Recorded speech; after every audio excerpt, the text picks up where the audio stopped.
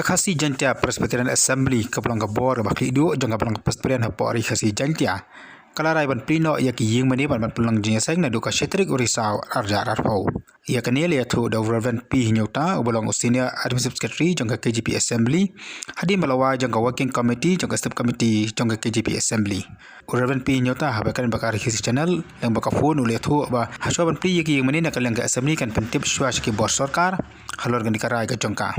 Handai lara kasokar kasnap la kasnap dan dikam khot ya ka banyak kan penbej alo kan kam nakal yang juga assembly kan nyai be shakmat ban pli ya ki meni nadur ketai katarik ka ba ki labu.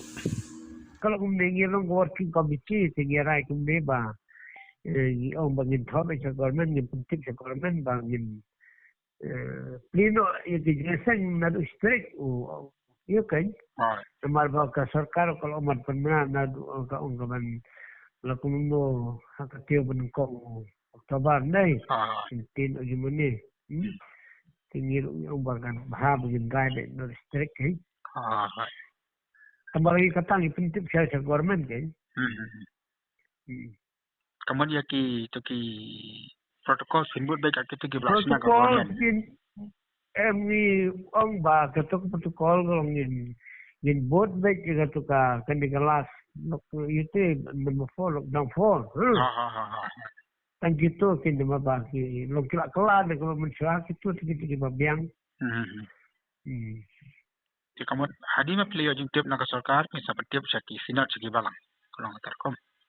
ha kan long kum tala de government tande de jab ko government kam give everything in seperti ni saya song committee ni sa tamalong nin pentip segi balang ya ki gibangin itu tamoslong ba mentate nin pentip syai kan dia bertolong biasa no government kan react nomor ba kami ai kendo kami ai keren mo Kio mat pino stering ni kemudian baru ki yung mani kiban hapo jang ka KGP Assembly kan.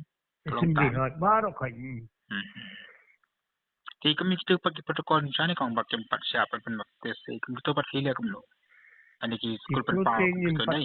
gaji siang pat pau gitu te Kemudian itu long lada kala nang yak ke percaya tingin hap lai ya kendo ni government bahkan syano nomor ba ke balang ro gidon kami ni baptis ki kon ki nyata te gini baptiang balang ro ni hap baptis Long ka juga pot intip sa government bara ka juga pot ipin aging tips ki balang. Kalau hak ta don na Hai, belum tahu.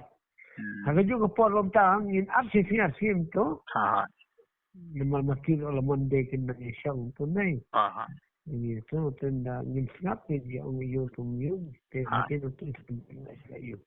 Kalau kamu sebut nak intip sa sarkar kam jubab ni kam khot fi kam fin go ahead back niya je sepak jadi ki In ko ahead mai kita de ka ding. Ya rai memang.